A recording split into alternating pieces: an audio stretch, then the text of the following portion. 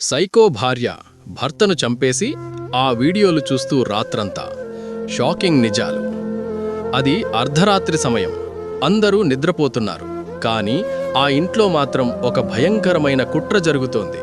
భర్తకు ఇష్టమైన బిర్యానీలోనే భార్య చావును కలిపి ఇచ్చింది. అంతటితో ఆగకుండా ప్రియుడితో కలిసి అతడిని ఊపిరాడకుండా చేసి చంపేసింది.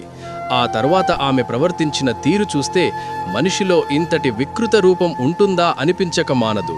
అసలేం జరిగిందంటే, అక్రమ సంబంధానికి అడ్డుగా ఉన్నాడని కట్టుకున్న భర్తను అత్యంత కిరాతకంగా చంపడమే కాకుండా ఆ తర్వాత ఆ మహిళ ప్రవర్తించిన తీరు పోలీసులనే విస్మయానికి గురిచేసింది. గుంటూరు జిల్లా చిలువూరులో ఈ దారుణం ఘటన చోటు చేసుకుంది. చిలువూరుకు చెందిన ఉల్లిపాయల వ్యాపారి శివనాగరాజుకు లక్ష్మీమాధురితో 2007లో వివాహమైంది. వీరికిద్దరు పిల్లలున్నారు. విజయవాడలో పనిచేస్తున్న సమయంలో మాధురికి గోపి అనే వ్యక్తితో పరిచయం ఏర్పడి అది అక్రమ సంబంధానికి దారితీసింది. భర్తను అడ్డు తొలగించుకోవాలని పథకం వేసిన మాధురి పక్కా ప్లాన్తో అతడిని అంతమొందించింది. ఈ నెల 18న రాత్రి భర్త కోసం బిర్యానీ వండిన మాధురి అందులో 20 నిద్రమాత్రల పొడిని కలిపింది. భర్త గాఢనిద్రలోకి వెళ్లగానే ప్రియుడు గోపిని ఇంటికి పిలిపించింది.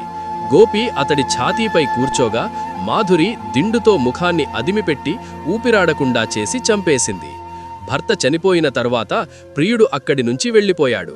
కాని మాధురి మాత్రం ఏమీ జరగనట్టు శవం పక్కనే కూర్చొని రాత్రంతా సెల్ఫోన్లో పార్న్ వీడియోలు చూస్తూ గడిపింది. తెల్లవారుఝామున తన భర్త గుండెపోటుతో చనిపోయాడని మాధురి ఇరుగు పొరుగును నమ్మించే ప్రయత్నం చేసింది. అయితే భర్తతో గొడవలు, వివాహేతర సంబంధం గురించి తెలిసిన చుట్టుపక్కల వారిని మాధురిని అనుమానించారు. ఈ క్రమంలో అంత్యక్రియలకు వచ్చిన అతడి ఫ్రెండ్స్ నాగరాజు చెవిలో రక్తాన్ని గమనించి పోలీసులకు ఫిర్యాదు చేశారు.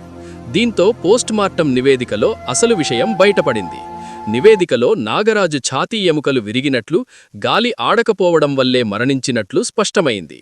పోలీసుల విచారణలో మాధురి తన నేరాన్ని అంగీకరించింది.